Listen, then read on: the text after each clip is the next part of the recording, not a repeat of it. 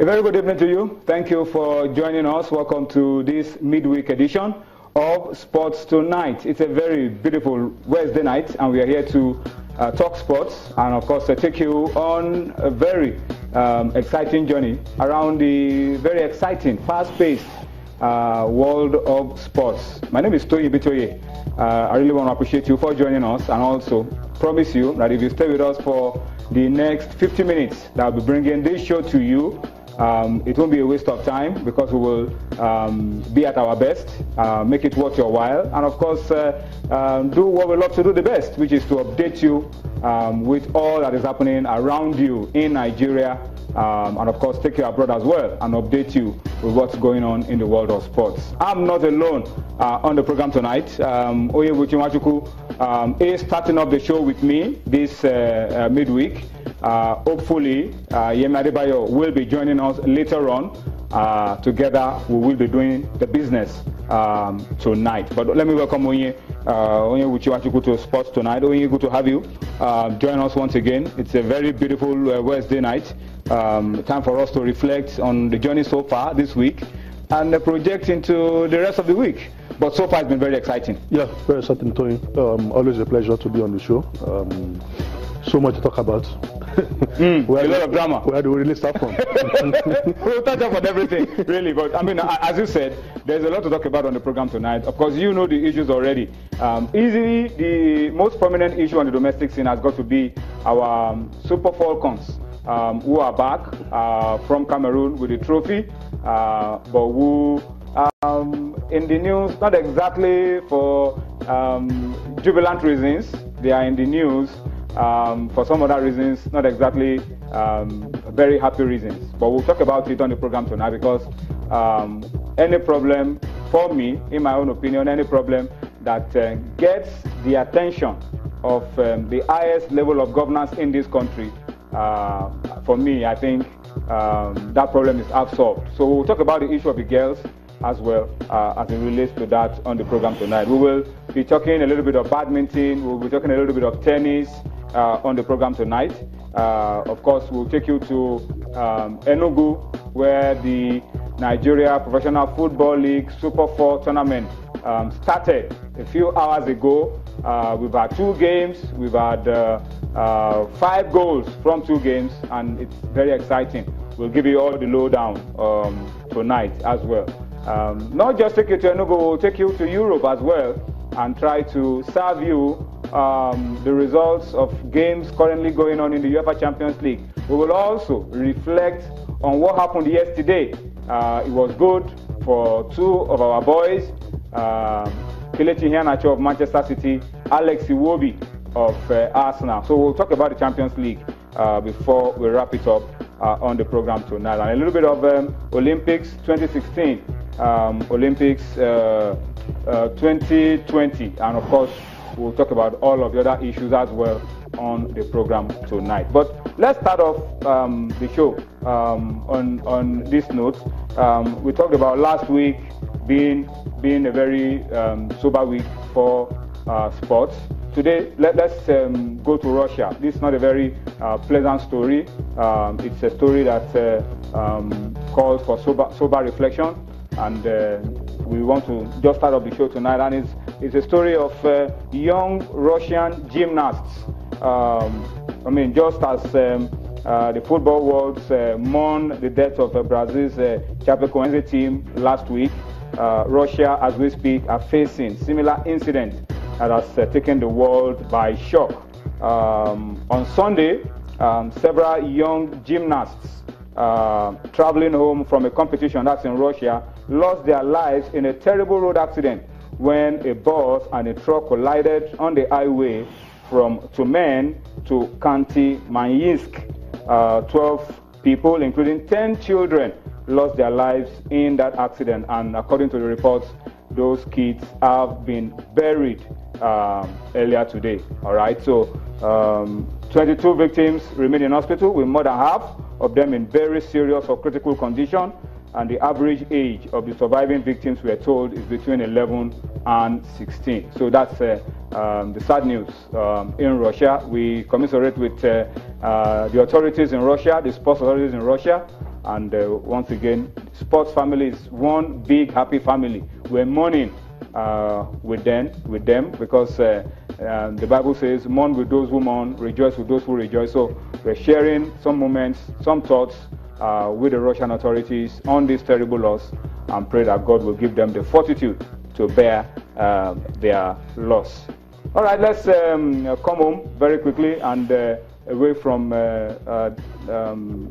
Russia. Let's come home and talk about the Southwest Governors Badminton Championship. That's a very good step. Governors in the Southwest region of Nigeria are putting together a badminton championship that will be taking place in Lagos. And it started today at the Indoor Sports Hall of the Roe Park Sports Center in Yaba. So that's what's going on. It's the first edition of the Southwest Governors Badminton Championship. The 4-day championship will be contested by about 88 players from a number of categories, which will include the country's top 16 ranked players and, of course, 2 officials each from the participating states. Of course, this is a good one. We want to see the development of badminton, and of course, the Southwest Governors are leading the way. The prize money for this championship, we are told, will be 150,000 for the winners. Those who win their different categories. Second place winners will be getting 100,000 naira, and third will be going with 75,000 naira each. So that's some good prize money at stake as well at the fourth edition of the Southwest Governors Badminton Championship. From badminton, let's go very quickly to talk about tennis, and this is also the Southwest Tennis Championship. About 200 players will be participating from the Southwest states of Lagos, Oyo, Ondo, Osun, Ogun, Ekiti, and of course from the North Central, Kwara will be joining. Will be storming Osun State for a 3-day tennis championship in honor of the Ooni of Ife, Oba Enitan Adeyeye Ogunwusi. All right, so that's also something to look forward to. It will be starting on Wednesday, the 14th of December, and it will be ending on the 17th of December, Saturday, at the Osogbo Tennis Club in Osogbo. All right, so that's another good one. Southwest region leading the way, and we will keep our eyes on these competitions as well and see how everything would pan out. The secretary of the Osogbo Tennis Club, Mr. Kaodola Dimeji, Oladeji, said the competition will be coinciding with the first anniversary coronation of the Ooni of Ife as well. All right, that's the bits from other sports to start off with. Let me come back to Ooni very quickly and talk about the main issues for us today. The Super Falcons, Ooni, have been having some quiet protests in Abuja. They've been staying indoors in their hotel. They've held on to the trophy. They want to be paid, but the attention of the girls has gotten to the Federal Executive Council. That's good for the girls. Before the Federal Executive Council took a decision on it, the Senate also today, the Senate President, the Senate Committee Chairman on Sports, and Senator Oluremi Tinubu all also talked about the girls. Talked about the girls and talked about the NFF and the federal government resolving whatever issues they have as quickly as possible. Yeah, that's why I told you. You know, last Monday we said we urged some of these top politicians, especially the female politicians, to champion the cause of the Super Falcons. And like you rightly said, today the Minister of Information, Alhaji Mohammed, told reporters after the FEC meeting that the issue... That's the Federal Executive Council meeting? That the issue of unpaid entitlements to the Falcons were discussed, were brought up by the Honorable Minister for Sports, Solomon Dalong, and that it's receiving serious attention from the federal government. And he also, in that story, called for understanding from the Super Falcons that everybody is aware of the economic situation, the realities, the recession in the country, and it's nobody's fault really. But they have to understand, but certainly they will get their money. All right. The Honorable Minister of Information, Lai Mohammed, said this is our present reality. Because I want us to emphasize on that very quickly. And a lot of people have been asking questions about why these things are and how you expect the athletes to be able to give their best, knowing that they have to go through a lot to represent Nigeria. But the fact of the case is that at this point of our national life, it is a huge sacrifice. Absolutely. Huge sacrifice to represent your country because the funds are not exactly what they used to be. So we need a high level of understanding, which is why we should begin to commend members of the Super Eagles who are really very patient. And they told the Nigerian Football Federation that, look, we understand what the country is going through. That is why we are focused. We are not asking or putting pressure on you. Because yesterday the NFF came out with a statement that they were owing the bonuses for Zambia, owing the bonuses for Algeria. That means since the World Cup qualifier started, the boys have not gotten any bonus for their wins. Yeah, which is very unlike the Eagles. Yeah. So you know the players also follow globally what is happening wherever they are, and you see there's a huge difference between the Super Eagles and the Super Falcons. Not in terms of gender issues, but what they earn in their club. So the players, all of them want to play for want to play at the World Cup. You know, so that is their paramount focus for now. But when you look at the women, what is their earning? Many of them are playing at home. Yeah, where they are also being owed. Absolutely, and this is a youth time period. And you also look at them; they are women. They are sensitive. I think the federation has a lot of work to do to convince them. You have to pamper them. You have to make them understand that these are the realities.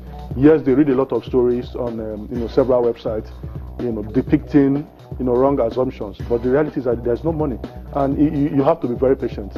All of us are in it together. We face several challenges, economically, financially, but we know that we're going to come out of it. So for the federation officials, you must tell the players, make them understand that there's no money, and when the money comes, you ensure that you pay them as at when. As we speak, the guys are sitting in Abuja. They're still sitting in.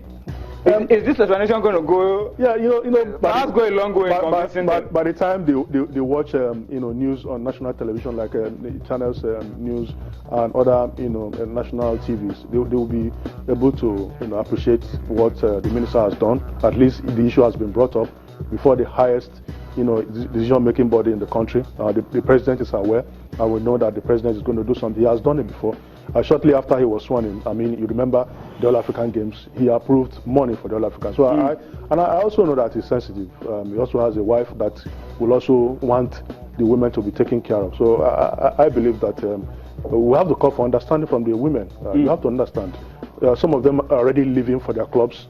Understandably, Sunday, I think they are already living for their clubs. You have to go and honor the contract to sign with the club. Some that are playing locally should also understand, maybe perhaps go back to their clubs, and we'll continue pursuing on our own part as media men. We will not relent on our efforts to ensure that they get what they deserve. All right, let's talk about this one very quickly. Onome Ebi, one of our standout players at the competition, she was there all through, played every minute of the African Women Cup of Nations for Nigeria, had an injury on her wrist in that final game, and we are told that she has had successful surgery. That's the story. What else can we say? Successful surgery for Onome Ebi, which is good for her. Yeah, it happened yesterday at the National Hospital in Abuja. She played with a lot of pain in the final, and when they came back from Cameroon, she was still in pain, and there were doubts about the availability of funds. But the good thing is that she has undergone surgery.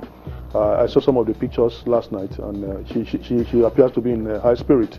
What we can only wish her is speedy recovery so that she can go back to her club and continue doing what she loves best. All right, so that's the good news for Onome Ebi. We pray for a quick recovery, and we hope that she'll be able to come back as quickly as possible to continue to do what she loves to do for this country. All right, I'm told we need to pause for our first break on Sports Tonight.